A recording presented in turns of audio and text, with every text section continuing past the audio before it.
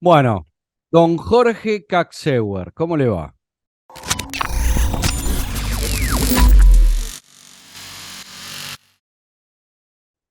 ¿Cómo anda, Jochi? Acá estamos. Bien, un gusto. Siempre que sea que me invitan a hablar de terapia neural, para mí es un gusto. Qué bueno. Bueno, estás ahí en la ciudad de Salta, ¿no? Estoy en la ciudad de Salta con motivo de la reunión presencial de un posgrado académico en la Universidad Católica de Salta, donde entrenamos a veterinarios en terapia neural. Ah, mirá qué interesante. Bueno, ya contarás al respecto. Vos sabés que nosotros hemos abarcado bastante el tema de la terapia neural, bueno, todos los conocimientos de Oscar Adler, etcétera. Pero bueno, quería preguntarte, vos que serías de alguna manera una de las eminencias en el país en todo lo que es terapia neural, ¿por qué? ¿Por qué te fuiste por ese lado? ¿Qué te llamó la No atención? lo planeé en absoluto, ¿eh? No lo planeé en absoluto. La historia es bastante significativa y larga porque cuando yo entré a la facultad yo ya hacía un cóctel, me estaba entrenando en un cóctel de medicinas no convencionales. Meditaba, hacía yoga, había a los 20 años ya en plena facultad, en pleno anatomía, en segundo año fui discípulo de un monje japonés. Le metí igual cantidad durante toda la carrera de energía a entrenarme en otras medicinas. A los 20 años yo había sido colaborador, le fui a hacer un reportaje a un médico antroposófico, al doctor Crotogini. Terminé aprendiendo antroposofía estando en el curso de médicos antroposóficos a los 20 años. O sea que cuando yo terminé la carrera y me fui al campo a hacer medicina rural en San Marcos Sierra, yo hacía un cóctel de medicinas no convencionales.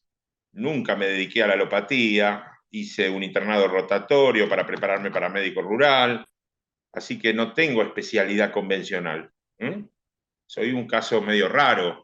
En general la gente llega a la terapia neural después de haber hecho una especialidad, de haberse formado, de que te levanten un edificio, digamos, para prescribir medicamentos en tu especialidad, ¿viste? Porque hasta segundo año se aprende medicina, después te entrenan los laboratorios para prescribir mejor.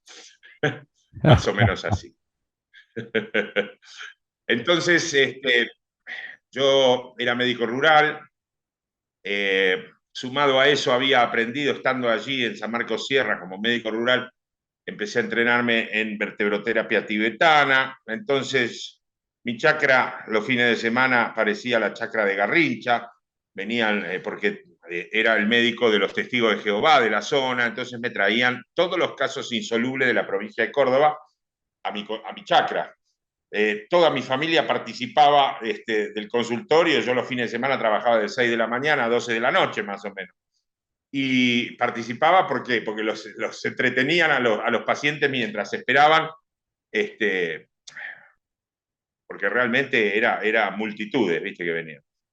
Había un porcentaje de pacientes que no se curaban, ni para adelante ni para atrás, con vertebroterapia, antroposofía, digitopuntura, nutrición ecológica, psicoterapia transpersonal, porque yo había hecho mi experiencia en psicoterapia transpersonal y Gestalt. Bueno, la cuestión es que yo decía, algo me falta. Entonces, mi incipiente renombre se empieza a extender, los pacientes me llevan, los pacientes turistas que venían a San Marcos me obligan a abrirme un consultorio en Buenos Aires.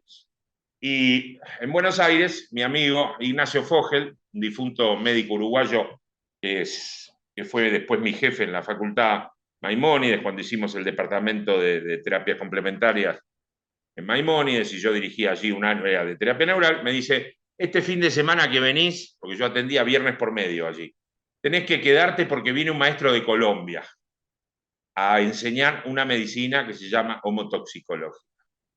Y bueno, y yo le escucho decir al doctor Arturo Birne terapia neural a cada rato, ¿viste? Y digo, ¿qué es esto de la terapia neural? Cuando me explican un poco, y él también, digo, esto es lo que me falta a mí. meterme a entender un poquito el sistema nervioso de mis pacientes, de ver por qué no responde. Y entonces pregunté, ¿quién es el que más sabe de todo esto? Y me dijeron, el profesor Payán, en Colombia. ¿Y cómo consigo sus datos? Había uno de sus discípulos allí, el más antiguo, y me dio su teléfono y al cabo de un año de llamados me becó. Y me fui para allá 3 meses. Y empecé en el 97 a hacer terapia neural en San Marcos Sierra después de esos 3 meses de entrenamiento. Llamé a todos mis pacientes que no se habían curado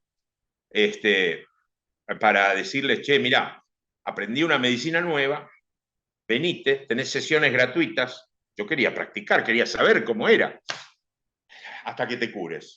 Y se curaron, de todos los que vinieron, se curaron el 100%. ¿Eh? Bien. Estoy hablando de cáncer de próstata, esterilidad sin causa aparente, colitis ulcerosa, cosas pesadas. Y bueno, me enamoré perdidamente de esa medicina, ¿viste? Y dije, acá no se jode. Vos sabés que hablaste de la antroposofía y yo tuve la suerte de entrevistarlo a una de las eminencias en la antroposofía de Argentina, que fue el doctor Santillán. Bueno, él fue mi maestro a los 20 años y fue el pediatra de mis hijas durante toda la vida. Claro, claro. Sí. Este, Mirá, la imagen, la señal es tan mala que se te ve medio fantasmal y te voy a hacer una especie de analogía, vos que debés ser un estudioso, ¿no? Este, A Parece, ver. mirá, con mi peinado y tu imagen ahí con los anteojitos y la barba, pareciera que estuvieran hablando. Yo parezco Rudolf Steiner por mi peinado y vos parecés, Sí, sí, sí. este, ¿te acordás el creador de la teosofía? Es como, es como una charla entre y Rudolf Steiner. Bueno, no, la antroposofía para mí me marcó. Yo pensé durante muchos años, hasta conocer la terapia neural, yo pensé, la antroposofía me, me amplió muchísimo el techo de mis preguntas porque me contestó un montón de preguntas. Con la terapia neural me di cuenta que no había techo. Claro.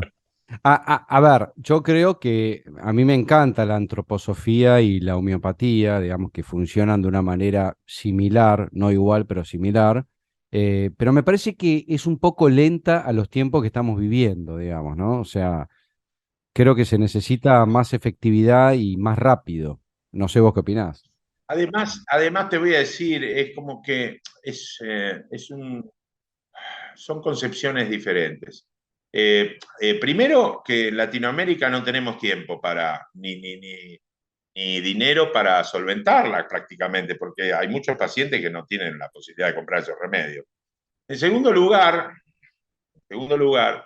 yo sé que la antroposofía profunda individualiza al paciente, pero en general se trabaja mucho con vademecum. Entonces termina siendo una medicina centrada en la enfermedad y no en el enfermo. ¿Me explico? Sí, sí, ¿Por qué? Porque la mayoría de aprendices terminan haciendo una medicina de vademecum.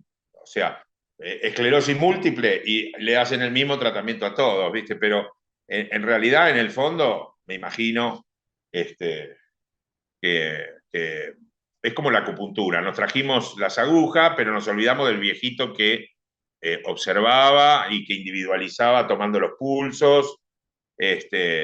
Y entonces se hace acá una falsa acupuntura, una acupuntura de Vademecum.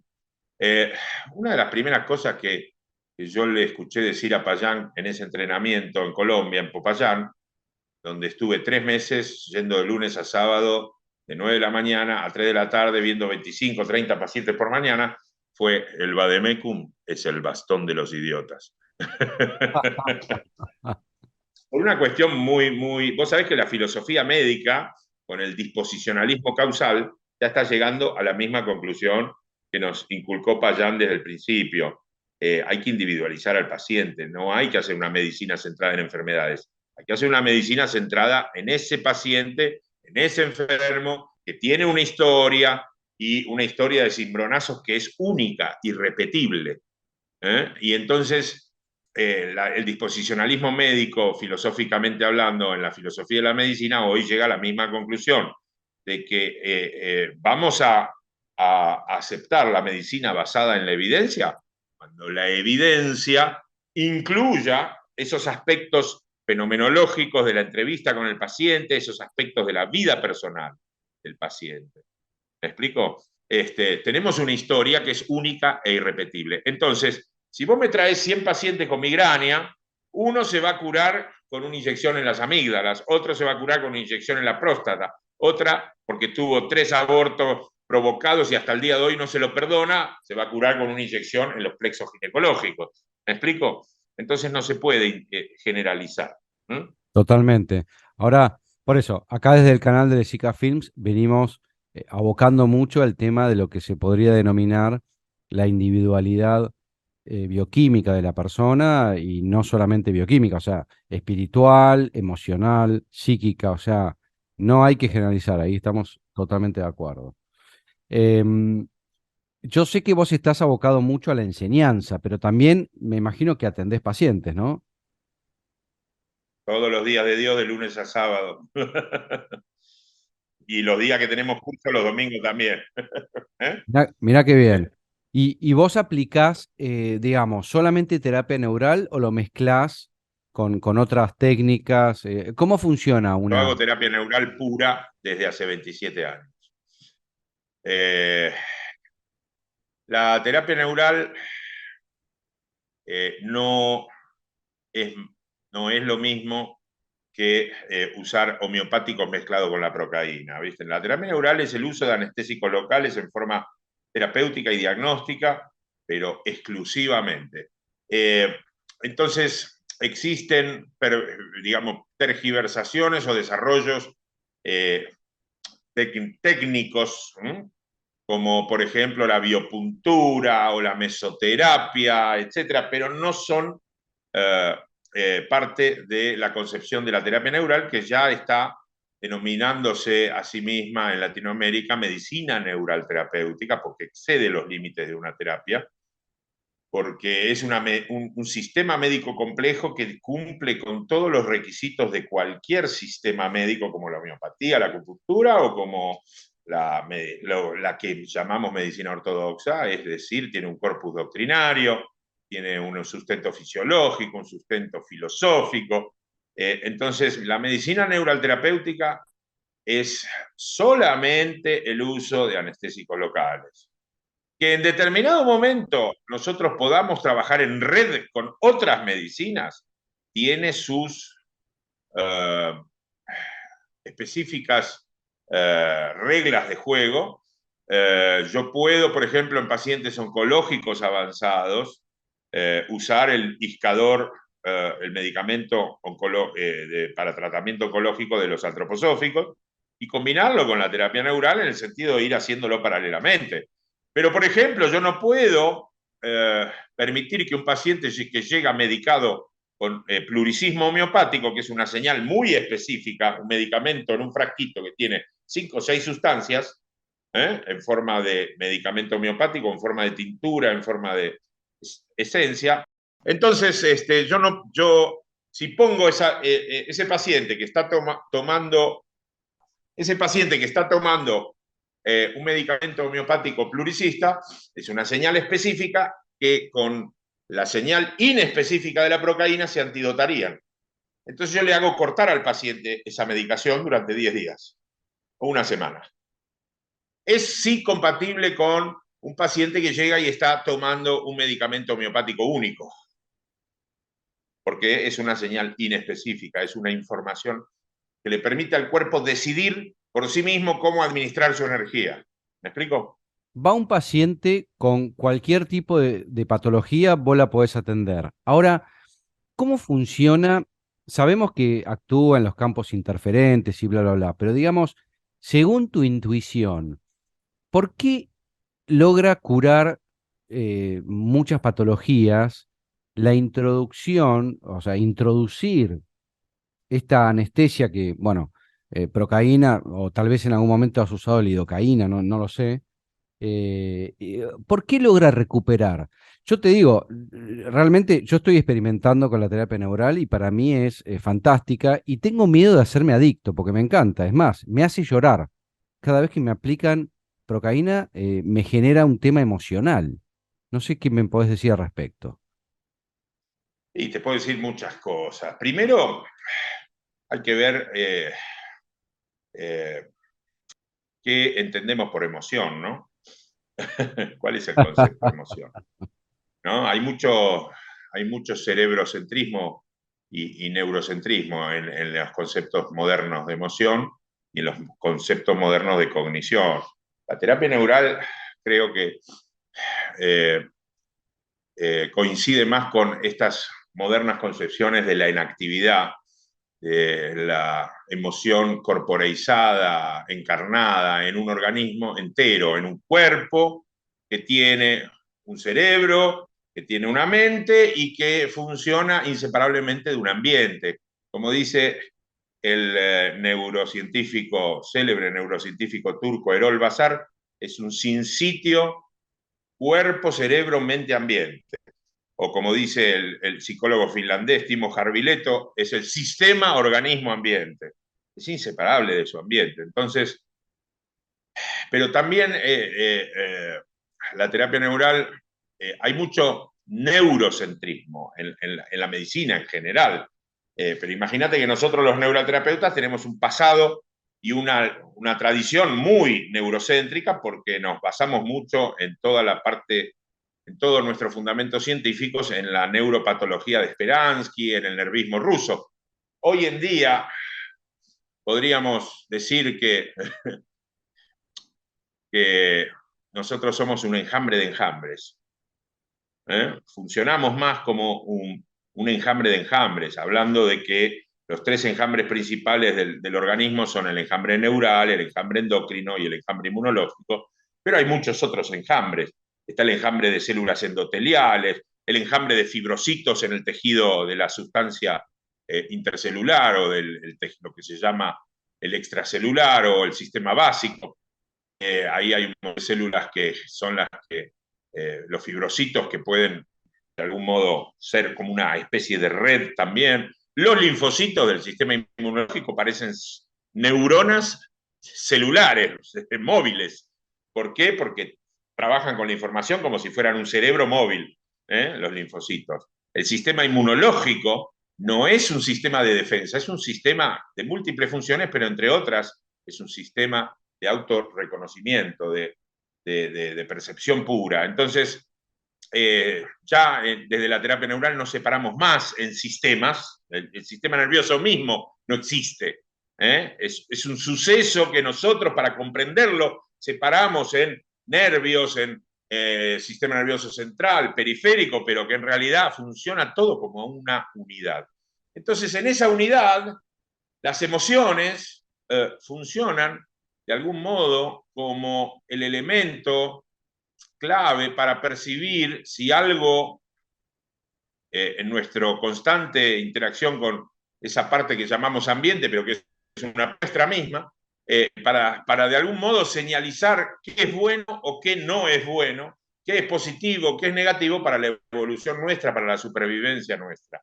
Evidentemente, si te ponen terapia neural y surge algo como el llanto, y bueno, eso significa que el organismo lo necesita para que vos te equilibres o te mantengas en ese desequilibrio equilibrado que somos los seres vivos. Porque hoy en día hasta esa noción de equilibrio está en juego, está siendo cuestionada. Sí, sí, me encantó lo de equilibrio desequilibrado. Ahora, a ver, digamos, alguien te va a ver. ¿Cuánto dura la terapia en línea? Ya sé que no se puede generalizar, pero si alguien va a ver, te va a ver por algún problema, ¿tiene que ir una vez por semana, aplicarse, o cada 15 días? ¿O cómo funciona ese? En general no se puede generalizar, pero hay sí ciertas normas o ciertas pautas prácticas. Yo atiendo a un paciente que viene por una sola cosa que le molesta, eh, entonces lo veo por primera vez, lo veo a los 21 días y lo veo al mes como tercera consulta y esas son las únicas tres que planeo. ¿Mm? En general son las únicas tres porque después de la tercera consulta lo dejo librado a que el organismo del paciente responda cuando vuelve. ¿Y cuándo vuelve? Cuando el organismo del paciente experimenta que esa mejoría que logramos empieza a retroceder. Yo equiparo mucho la terapia neural con la relación médico-paciente en terapia neural con un diálogo. El organismo, yo le hablo en pinchazos y él me contesta en síntomas. Entonces, si mi pinchazo todavía le generó una mejoría que todavía dura, yo no lo pincho de nuevo si todavía está durando esa mejoría. Ahora, si un paciente viene con con un único padecimiento que es tan grave como una pancreatitis, yo puedo llegar a hacerle terapia neural todos los días hasta sacarlo del cuadro agudo. ¿Me explico? Sí. ¿Se entiende? Depende mucho de la afección. Pero una Eh, pregunta, vos lo sacás del cuadro agudo, pero ¿le podés curar la pancreatitis con la terapia neural? y depende, la pancreatitis de quién. Si el paciente está haciendo una pancreatitis para vengarse de los hermanos porque él no se pudo casar, porque tuvo que hacerse cargo de los padres, y los hermanos tienen 3 hijos cada uno, esposa, qué sé yo, ese paciente no se va a curar. Claro, claro, está bien, está bien, está bien. ¿Entendés? Pero sí, a ver, en general el paciente que promedio que nos llega a un consultorio de terapia neural es el paciente que ya fracasó con todos las prestaciones y tratamientos y estudios de la medicina convencional, incluso de muchas alternativas, llamadas alternativas, y no lo pudieron solucionar el problema, y ese es el paciente promedio que llega a la terapia neural, como una especie de última barricada o última trinchera o último intento. Ok. Eh, Ahora, entonces, dependiendo de eso, en ese sentido nos enamoramos todos los médicos de la terapia neural porque somos todos unos complejos de inferioridad bárbaros, todos soñamos, viste, queremos ser el Maradona del brazo derecho de Dios, que le solucionamos la vida a los demás. Entonces la terapia neural, como te provee de esos milagritos de forma más consistente, todos nos enamoramos de la medicina, pero en realidad nosotros somos transformados también con cada paciente. Así que en general es eso, a tu pregunta del principio. Si el paciente es polimórbido, o sea, llega con 3, 4, 5 afecciones simultáneas, y en general es un promedio de entre 4, 6, 7 consultas a razón de una por mes o cada 15 días. Se ve. ok, El que te hace terapia neural todas las semanas no está haciendo terapia neural verdadera, sino que está haciendo terapia neural. Está, no sé, está haciendo medicina se está centrada en la enfermedad. haciendo, se va a hacer un mimo. No, o está facturando. Ok. ¿Me explico? No está pensando en la salud de la persona. Es interesante porque dentro de la terapia neural hay una sociedad, si querés, con lo que sería la odontología, porque digamos ahí se desarrolla toda la Sí, odontología sí, sí. neurofocal. eh, y yo quiero aclarar que en la antigüedad, de hecho en los años 40, acá en el Clínicas, me acuerdo que esto lo leí, lo estudié un poco, que se trabajaba conjuntamente el médico con el odontólogo. Después por alguna razón quedaron escindidos. Entonces, me parece interesante que desde lo neural empiecen a asociarse también. Ahora, vos, Y sí. digamos, no sé si sos odontólogo también, pero me imagino que trabajarás con algún odontólogo o por ahí Trabajamos trabajás. en conjunto con un odontólogo que hace odontología neurofocal o es terapia neural en el ámbito de la boca. Ok. ¿Y cómo funciona eso? Porque yo por lo que he visto, Adler hace una asociación de cada pieza dental no sé, con los sistemas, con los órganos, como si fuera A una través de los especie... meridianos de la acupuntura, exacto. Claro, Sí. sí. Entonces, dentro de tu experiencia, lo que define la asociación esta de Adler, ¿funciona realmente? O sea, vos, no sé, un órgano que tiene que ver con el cerebro, perdón, una pieza dental que tiene en el cerebro, ¿hay una problemática ahí o no? Mirá, hay una correspondencia bastante lineal y hay otra parte que es no lineal, o sea que no es tan de tipo caja de electricidad, como se marca en el cuadrito de correspondencias, pero sí, sí, sí, los dientes son nervios recubiertos de hueso, ¿cierto? Y esos nervios, ¿quién provee la inervación autonómica? Esto es, hay un sistema neurovegetativo o autonómico que es como el mayordomo de la mansión, ¿no? Entonces, ¿quién provee la parte de mayordomía en los dientes? El ganglio cervical superior, que es parte de la cadena simpática cervical, es el ganglio cervical superior que provee a la pulpa, digamos, la inervación autonómica de los dientes. Entonces, imagínate la relación que tiene esto desde el punto de vista conceptual, donde hubo tantas teorías de las caries, por ejemplo, porque está la teoría del azúcar, está la teoría ecológica, está la teoría sistémica de las caries, pero hay una teoría neural de la caries, donde Speransky produjo neurodistrofias, o sea, lesiones a partir de una irritación en el sistema nervioso lejos de la boca, produjo lesiones de caries en forma consistente. Entonces, es una visión neuropatológica de la caries, donde es obvio que se va a reflejar lo emocional, no solo en el cuerpo, sino también en los dientes. En Claro. general, Ahora, es más que obvio. sí, yo te voy a hacer una pregunta un poco delicada, porque he notado que, por ejemplo, muchos odontólogos neurofocales, por ahí si tenés una muela de juicio, y si querés ahora me vas a dar tu explicación y tu teoría de las muelas de juicio, por ahí, si están mal colocadas o qué sé yo, te las sacan. Hay un tema de sacar piezas dentales. Eso se llama un tercer molar impactado, sí. Ajá. ¿Y qué opinas al respecto? Tengo no solo mi teoría, sino mi experiencia personal. Yo pongo mucho el cuerpo. En este sentido, tengo una de mis hijas, empezó a hacer aerobismo a los 17 años, a los 19 desarrolló un dolor de talones incurable, intratable. La llevé por todos mis amigos especialistas de las distintas alternativas ortodoxas y no se le iba hasta que uno de mis discípulos que tenía montado un consultorio odontológico neurofocal en su consultorio me dice, Jorgito, vos has sido mi maestro, ¿por qué no probamos a sacarle la muela de juicio? Y bueno, fue sacarle las muelas de juicio y adiós dolor de talón. Pero, a ver, no se puede generalizar, ¿eh? No se puede generalizar.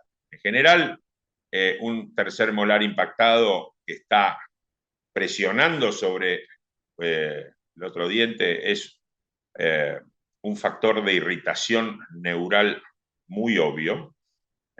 ¿Cuánto podés aguantar con una presión constante, haciendo fuerza sobre la mano apoyada en una mesa? A la media hora estás a los alaridos. Qué noble que es el sistema nuestro cuerpo, que se la banca con un tercer molar presionando sobre el diente de al lado durante décadas, hasta que rebalsa el barril.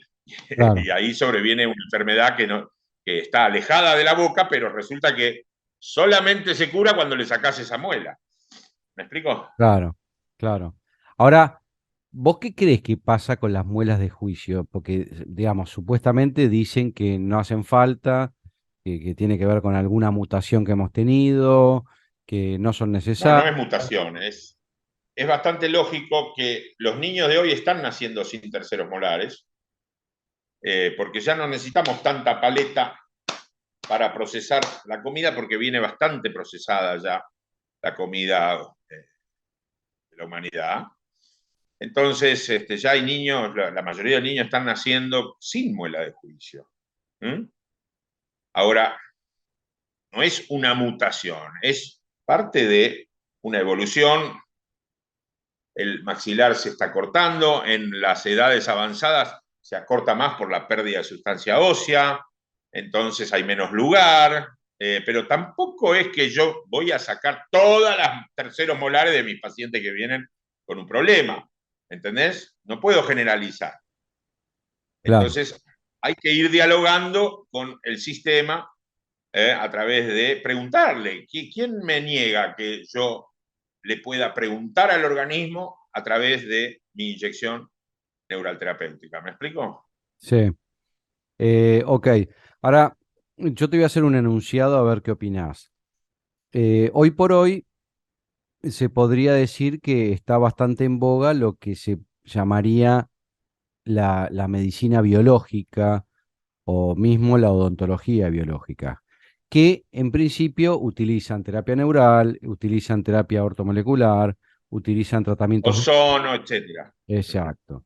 Y dentro de la odontología biológica, que de hecho en principio se podría decir que casi no hay odontólogos biológicos en el país, mantienen unos protocolos muy estrictos, por ejemplo, que te extraen, digamos, una pieza y te limpian con ozono, o por ejemplo, mientras se hace una cirugía hay que hacer un suero inyectable de vitamina C u otros micronutrientes, digamos.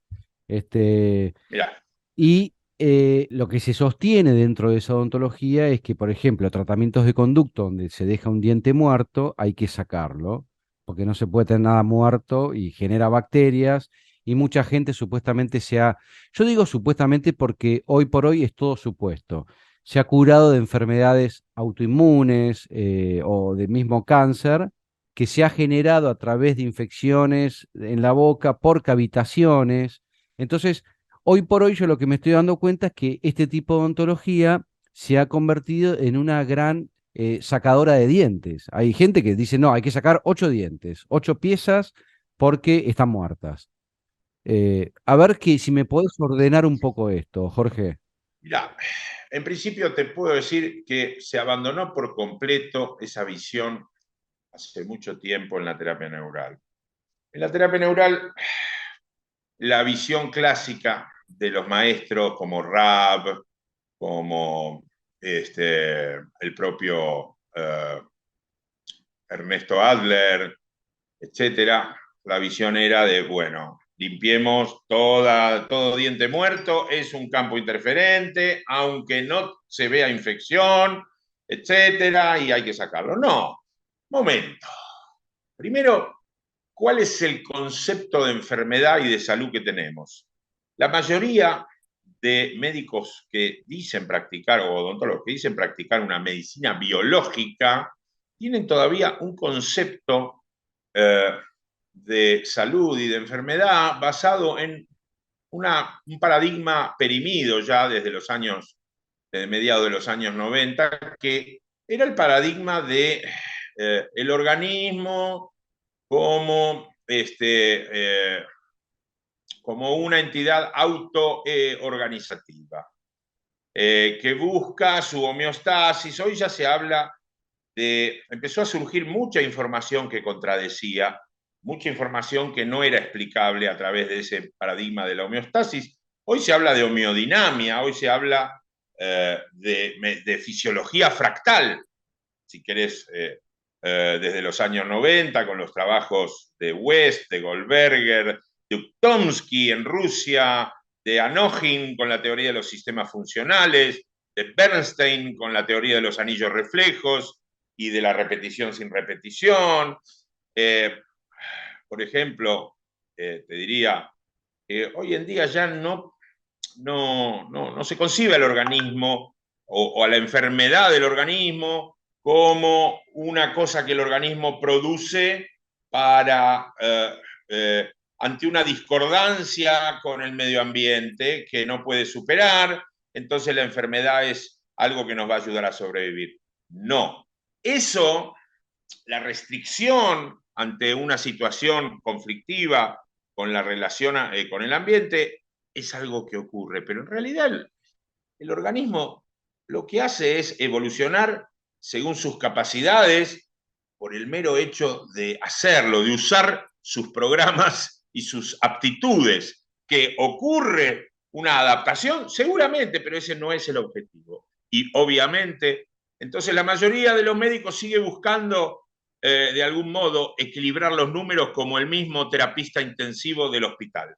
El fix the numbers ya en terapia neural ya es un paradigma que se abandonó. El equilibrar al paciente no es una medicina regulatoria. ¿Me explico? Es una medicina que le permite al organismo elegir la regulación como uno de sus posibles estados dentro de una diversidad de estados. ¿Me explico? Entonces, esta generalización de sacar dientes en los odontólogos y del neuralterapeuta indicar, che, anda al odontólogo que te va a sacar todos los dientes, es parte para mí de un paradigma que está perimido. Es parte de algún modo, porque medicina alternativa no es reemplazar el medicamento alopático por uno alternativo. Yo no reemplazo el corticoide por la vitamina C. Estoy haciendo lo mismo. El médico biológico que da la vitamina C está haciendo lo mismo, está con un concepto de enfermedad perimido, antiguo. El organismo necesita esos desequilibrios para ser sano. O sea, digamos, Entonces, de alguna manera sería, para hacer una comparación, es como utilizar a la homeopatía alopáticamente, algo así. exactamente, es como utilizar la terapia neural alopáticamente.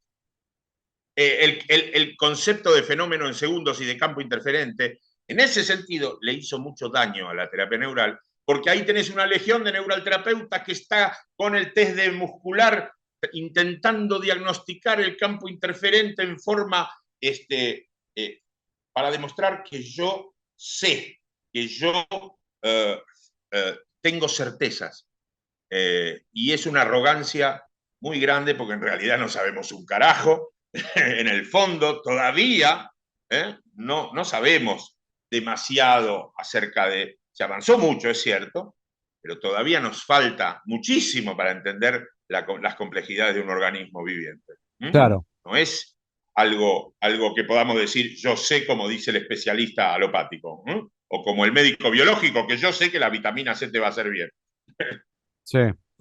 Ahora, claro, bueno, eso se basa mucho en lo ortomolecular, que nosotros hemos perdido la capacidad a través de los años de generar nuestra propia vitamina C, entonces hay que suplementarse, y si no la das Sí, por... pero la vitamina C es simpaticotónica, entonces te induce en cierto modo un estrés que muchas veces el médico no contempla, ¿viste? El médico moderno, por ejemplo. Ignoramos mucho acerca de los efectos de una práctica que supuestamente está bien fundamentada en forma de pensamiento alternativo, ignoramos mucho sobre los efectos profundos según cómo lo usemos, ¿viste? Sobre el sistema nervioso autonómico. Entonces, eh, yo veo una legión de gente usando vitamina C en sueros. Yo digo, ¿cómo le van a dar a un paciente crónico que está sufriendo las consecuencias de un estrés crónico por conflictos anímicos, por conflictos cimbronazos físicos que ha sufrido su sistema? ¿Y cómo le van a dar vitamina C que genera estrés? Estimula al sistema nervioso autónomo, al simpático. ¿Me explico? Claro, claro.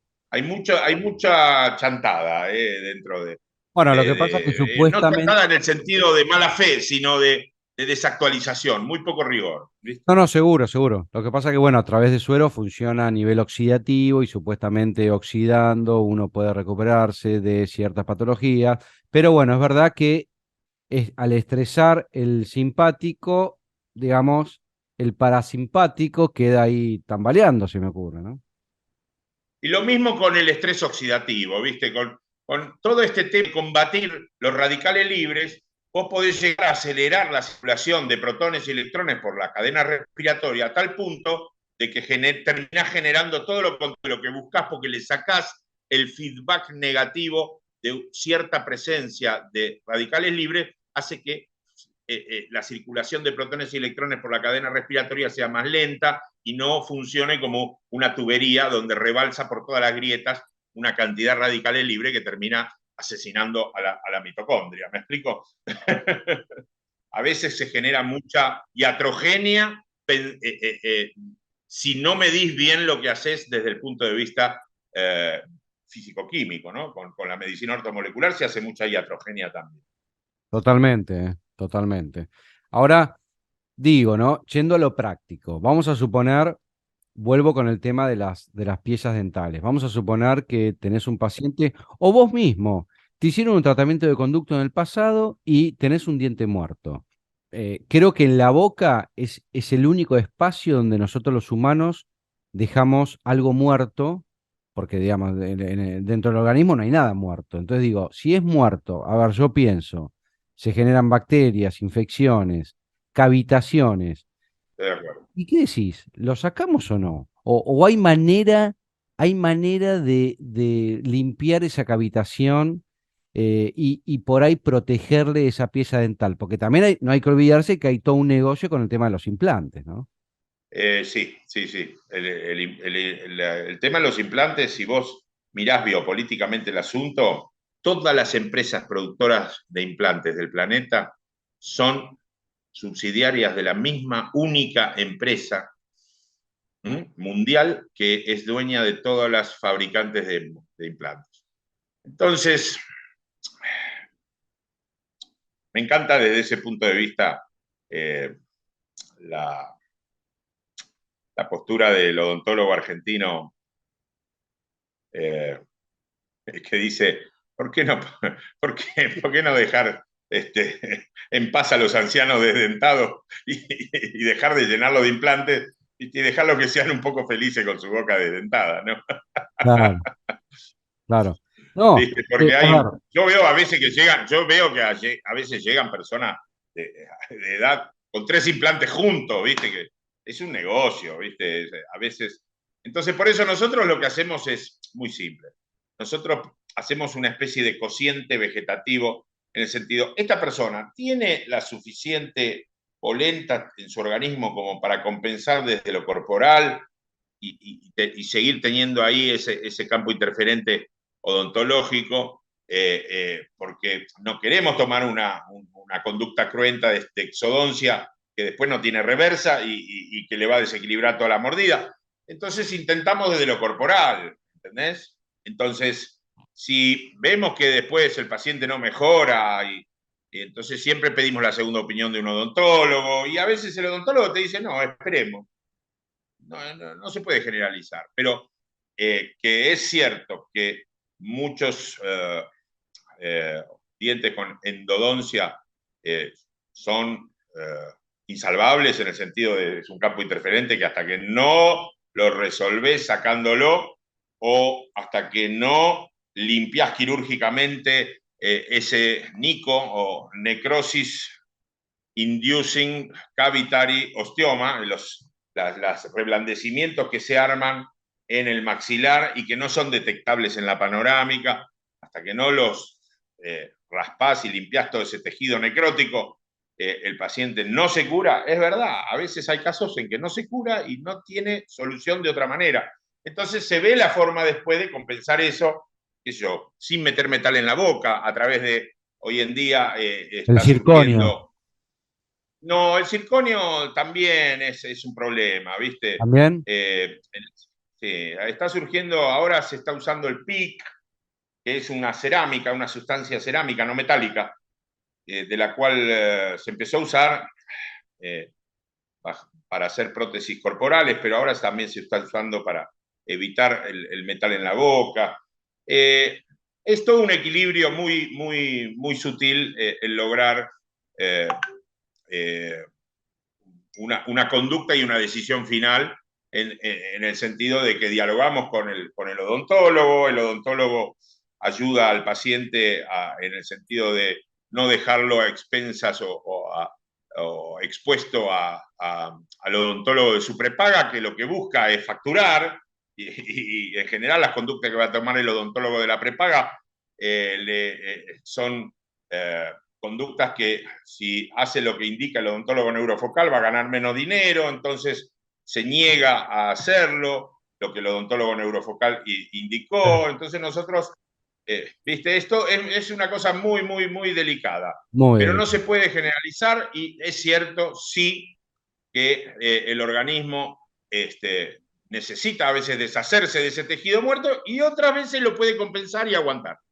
Bueno, don Jorge Kaxeuer, muchísimas gracias por esta conversación. Espero que podamos tener una Bueno, próxima reflexión sobre todas estas Vale. temáticas. Y estamos en contacto, querido.